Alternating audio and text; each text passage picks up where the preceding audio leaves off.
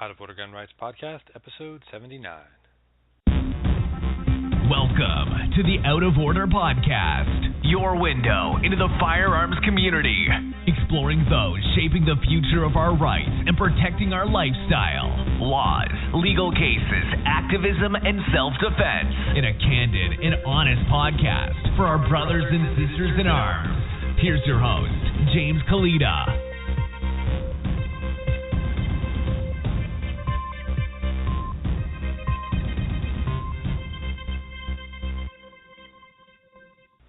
Thank you for tuning in to episode 79 of the Out of Order Gun Rights Podcast. Today's sponsor is Gift for Gun Nuts, giftforgunnuts.com, where you can find great gift ideas for the firearms and hunting enthusiast on your holiday shopping list. There's about 96 days until Christmas right now, and at giftforgunnuts.com we're going to post new ideas every day between now and Christmas about great things that you could get for the hunting and firearms enthusiast on your shopping list. And today's guest is Tony Bernado.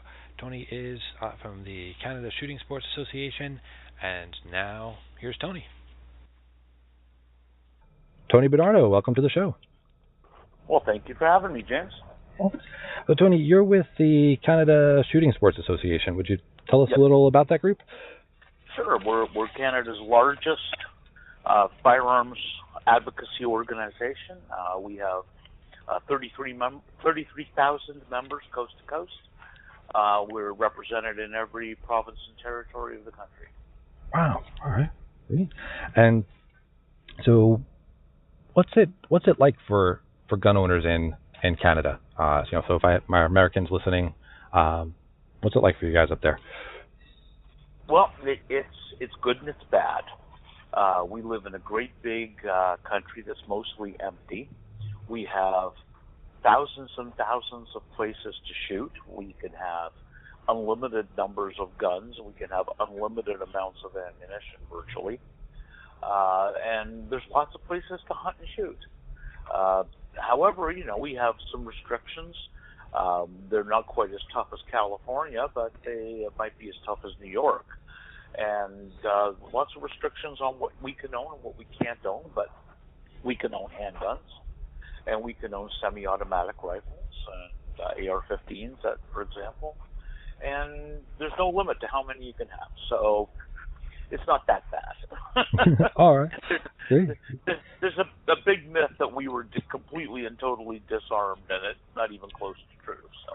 And I hear that from Canadians too, where we'll be having a conversation about American gun politics, and they'll just chime in like, "Oh, well, in Canada we have no guns," and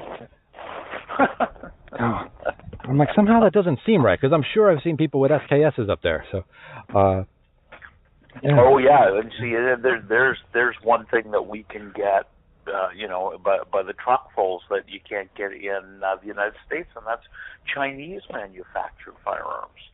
Oh, and we get lots of them. Huh. Yeah.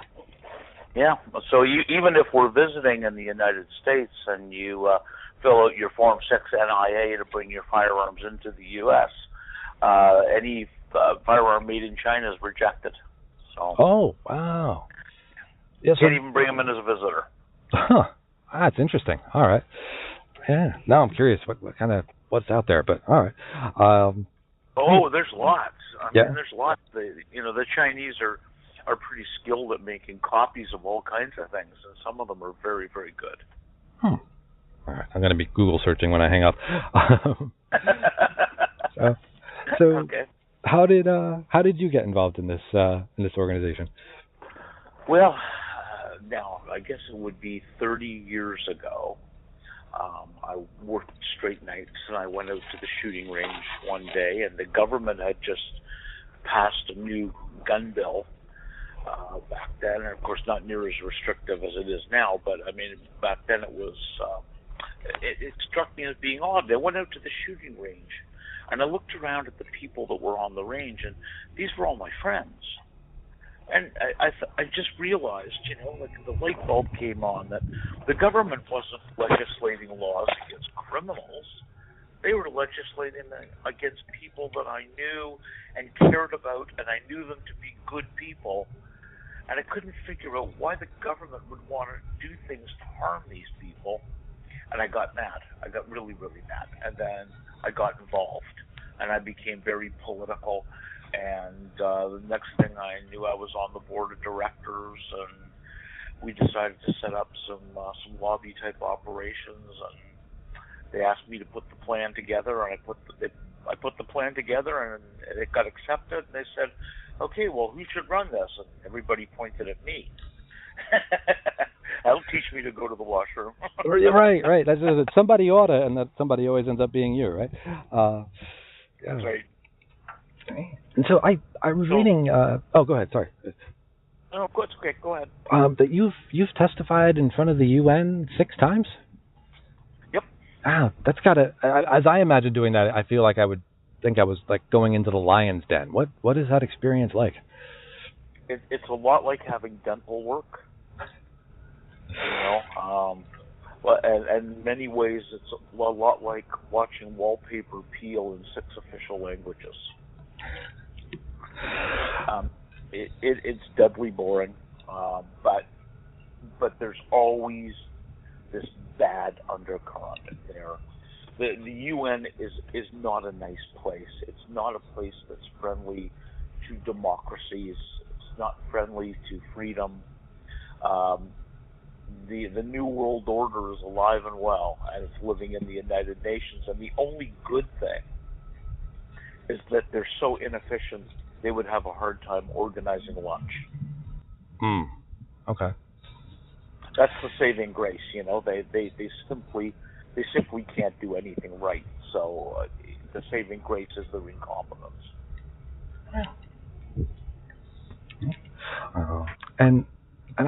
Make no mistake, James. Make no mistake that they are not only after our guns in terms of Canadian guns, they're after yours too.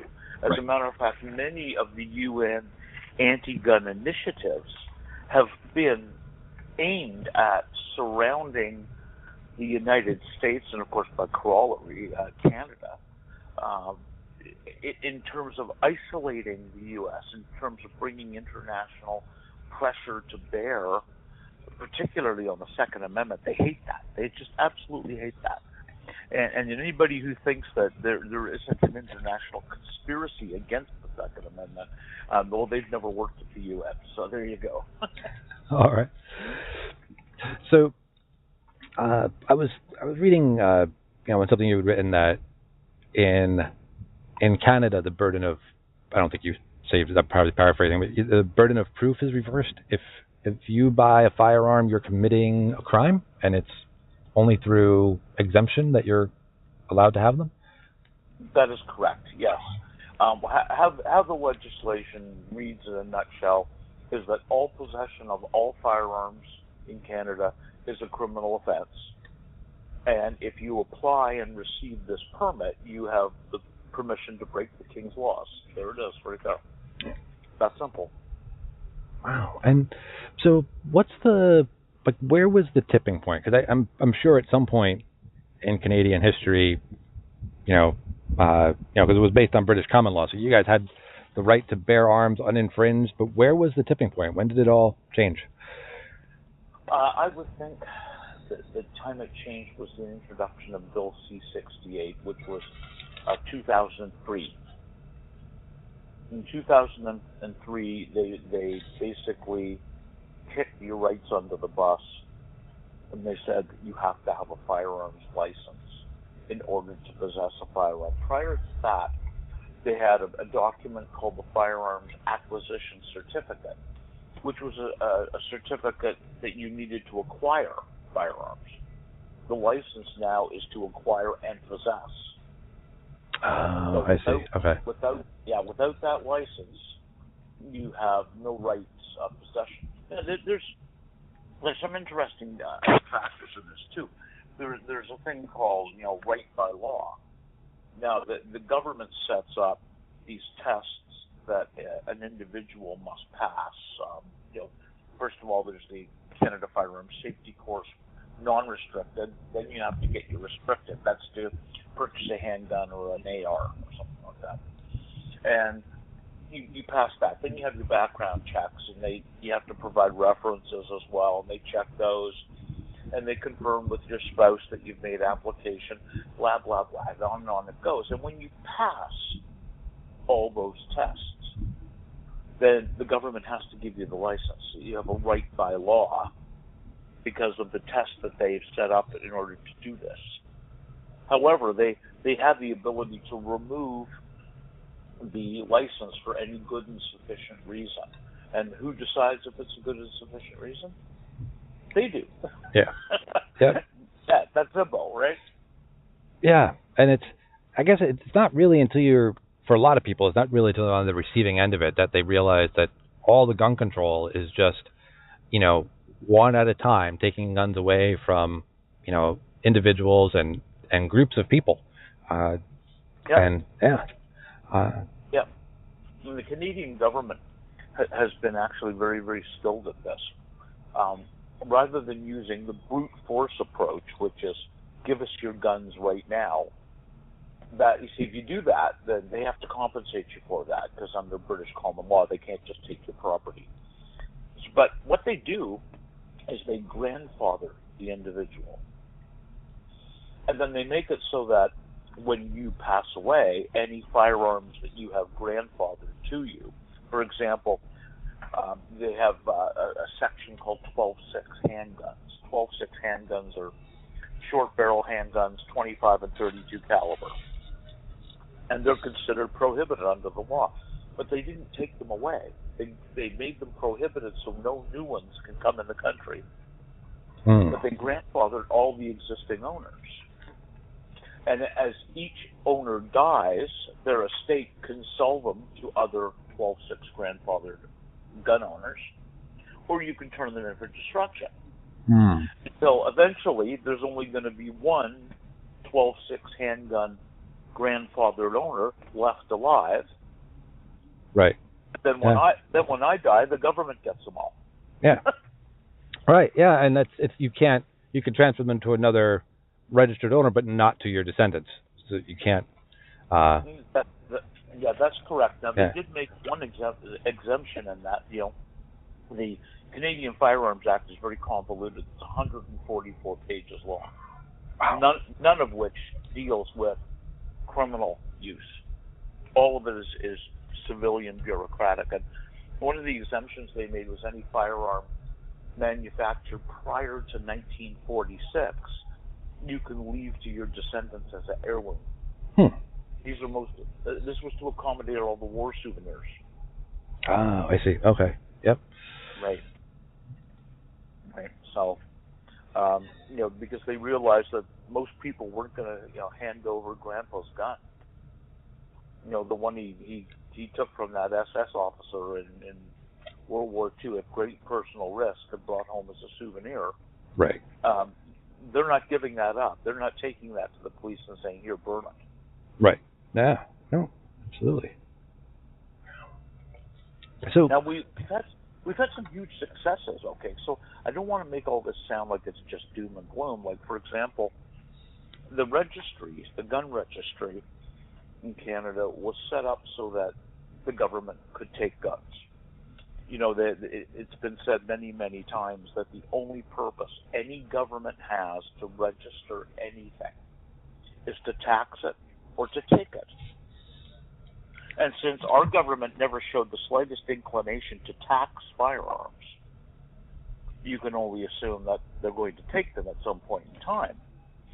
In order to successfully do that, they have to know what and where they are. Now, we were able to successfully repeal the long gun registry. So the government has no idea of what long guns are out there. No idea at all. And they have no idea where they are.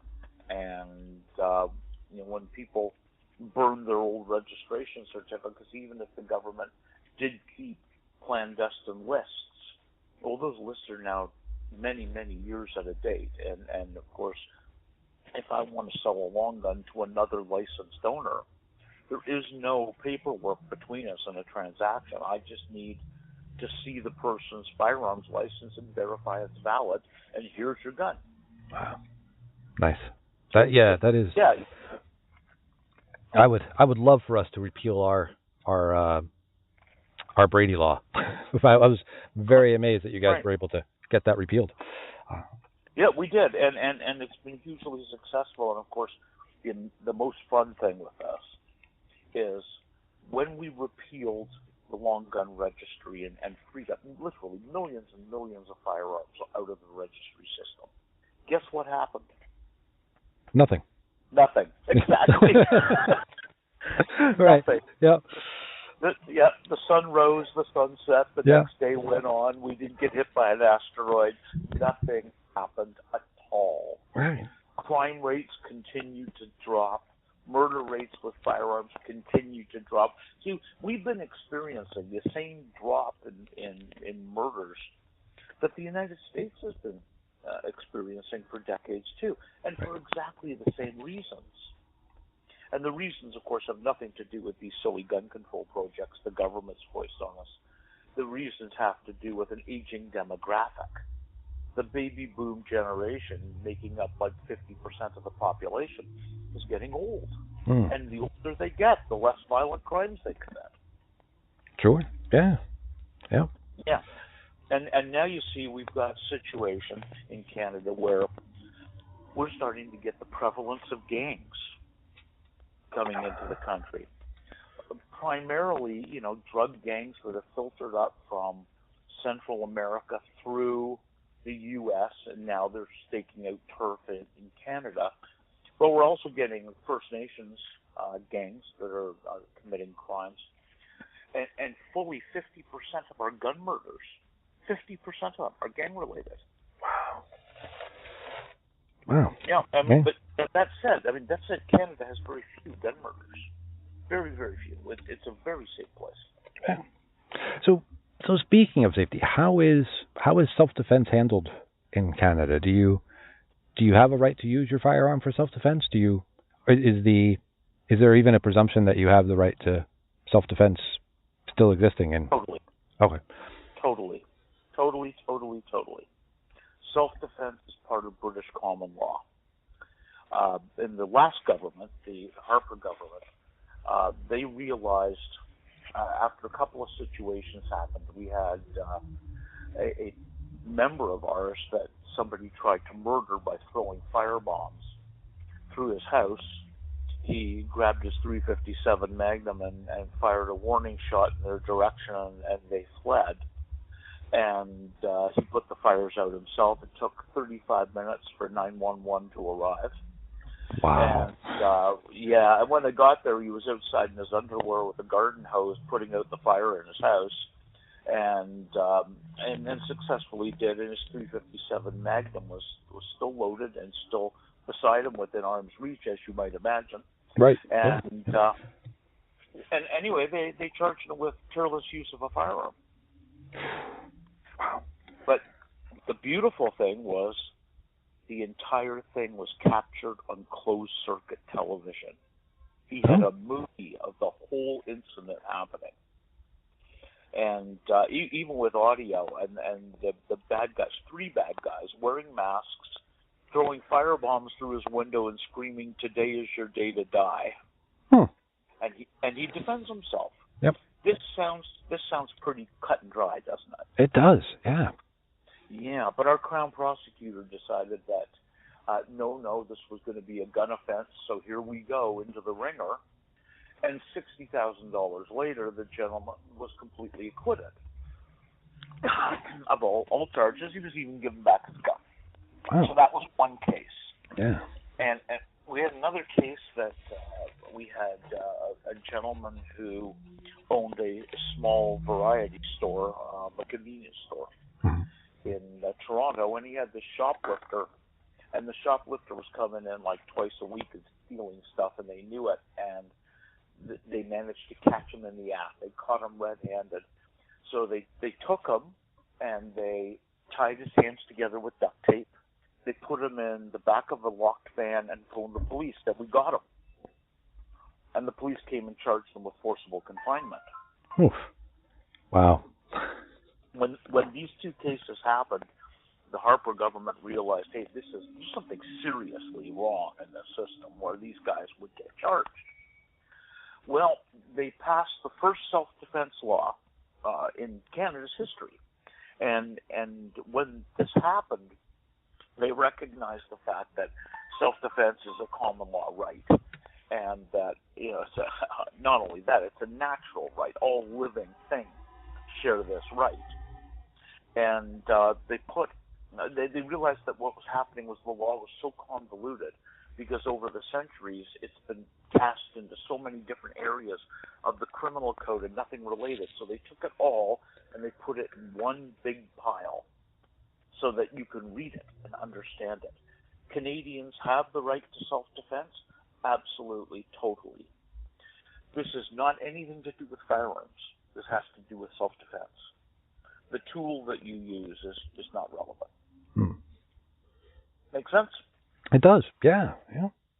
So I always ask my guests if there are books that they recommend for all gun owners to read. Any come to mind?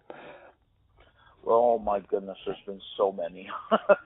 There's the Samurai, and the Mountie. I think that was a Gary Cluck book, and it's quite good. I mean, there's so many of them. It's hard to imagine, but there's a book right now you can get on Amazon, and I believe a download of the book is 99 cents, and it's called the C-71 book. The C-71 is a law that's on the order paper in the House of Commons now, and it is about halfway finished becoming the law of the land. And it prohibits a couple of different rifles, literally two different kinds of rifles.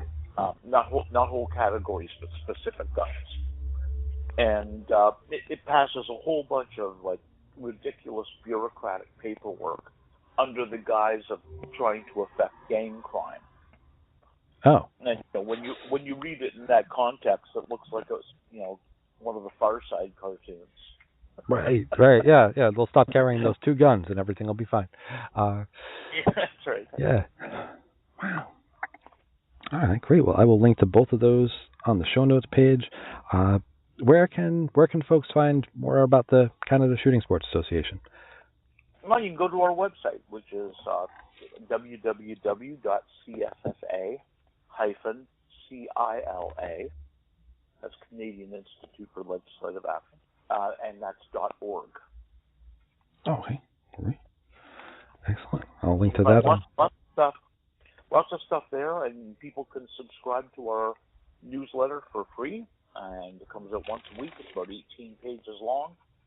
It contains not just news relevant to Canada, but news relevant to gun owners all over the world. Oh, okay. Oh, excellent. I will make sure I sign up for that. And it's good, yeah. It's free, and we think it's a pretty good publication. It certainly gives your listeners an opportunity to understand the Canadian gun system right now. We're having a bit of a difficulty right now where there's a move afoot by the media. By the way, we have fake news media too. It's not just the U.S. All right. And they have been flat out lying about the state of handgun ownership in Canada and trying to get a nationwide gun ban put into effect. Personally, I don't think they will succeed in doing this, but they sure are trying really, really hard. And it's funny how this came about because it was started by the mayor of Toronto. And we had a mass shooting in a beautiful area of Toronto called the Danforth, which is a Greek area full of wonderful Greek restaurants and bars.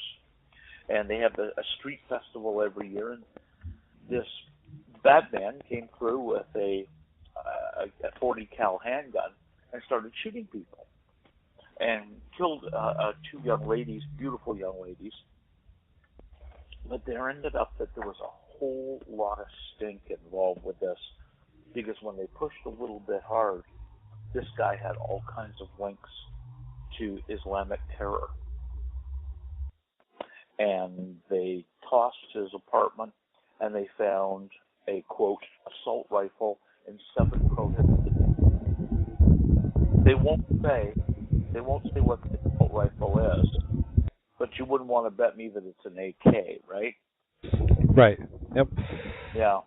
So this gentleman that did the shooting, everything went very, very dark after it was revealed that his brother was involved in a drug bust a year before that, and the drug bust was involving 42 kilograms of carfentanil.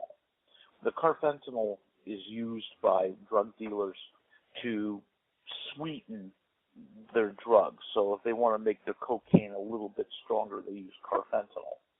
But it's one of the most potent drugs that there is in the world. And this gentleman was in possession of 42 kilograms. Now, that's 2.1 billion lethal doses.